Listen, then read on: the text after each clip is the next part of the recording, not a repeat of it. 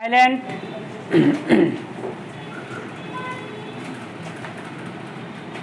Ready? 5 seconds. Start. वर्तमान युग विज्ञान का युग है और प्राचीन युग आध्यात्मवादी था। स्थिति यह है कि मनुष्य न तो अध्यात्म को ही पचा पा रहा है और न पूरी तरह विज्ञान को ही अपना पा रहा है। कारण विज्ञान भौतिक सुविधाएं तो देता है परंतु शांति नहीं दे पा रहा है। जहाँ तक अध्यात्म का प्रश्न है उससे शांति तो मिलती है पर जीवन समय से पीछे छूट जाता है। आज आवश्यकता इस बात की है कि दोनों में सामंजस्य हो, जो हो नहीं पा रहा है। यही कारण है कि मनुष्य और उससे निर्मित समाज उस मध्य पौराणिक चरित्र त्रिशंकु की हालत में हो गया है, जो ना तो स्वर्ग ही पा सका और ना धरती पर ही लौट सका। व्यक्ति और समाज परस्पर संबंधित है। व्यक्ति के बिना समाज का और समाज के बिना व्यक्ति का ना तो कोई मूल्य है और ना कोई अर्थ ही है। व्यक्ति रहित समाज एक शून्य की तरह होता है जहाँ मौत के सन्नाटे के अलावा और कुछ भी नहीं है।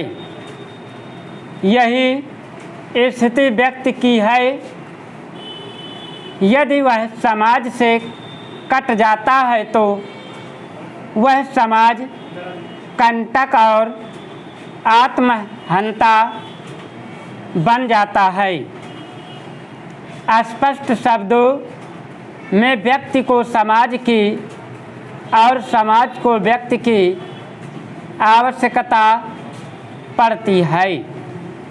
ये दोनों ही एक दूसरे के बिना व्यर्थ, निस्सार और अर्थहीन होकर समाज घाती व आत्महंता स्थितियों को विकसित करते हैं।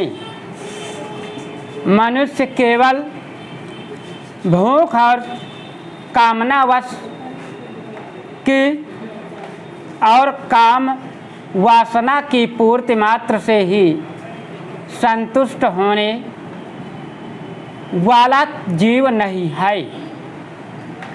यदि कोई उसे यह चारा डालता है तो उसकी पूर्ण संतुष्टि नहीं हो पाती है। यूँ भी भूख और भोग से ही संतुष्ट होना पशु धर्म है, मानव धर्म नहीं। मनुष्य और पशु में पर्याप्त अंतर है। मनुष्य इन उपर्युक्त वासनाओं से ऊपर उठकर विवेक से भी काम लेना चाहता है। अतः उसे भोग की अपेक्षा ज्ञान अर्जन की भी आवश्यकता होती है। करुणा अपना बीज अपने आलंबनों या पात्रों में ही नहीं फेंकती है। अतः जिस पर करुणा की जाती है वह बदले में करुणा नहीं करता। जैसा कि क्रोध और प्रेम में होता है, बल्कि कृतज्ञ होता है अथवा श्रद्धा या प्रीति करता है। बहुत से औपन्यासिक कथाओं में यह बात दिखाई गई है कि युवतियाँ दुष्टों के हाथ से अपना उद्धार करने वाले युवकों के प्रेम में फंस गई है। स्टॉप। अगर तुम लोग नए हो तो सब्सक्राइब करो, वो जो लाल वाला बटन है उसके साथ सूर्य नमस्कार करो या फिर अनुलोम विलोम, मुझे नहीं पता, बस क्लिक हो जाना चाहिए।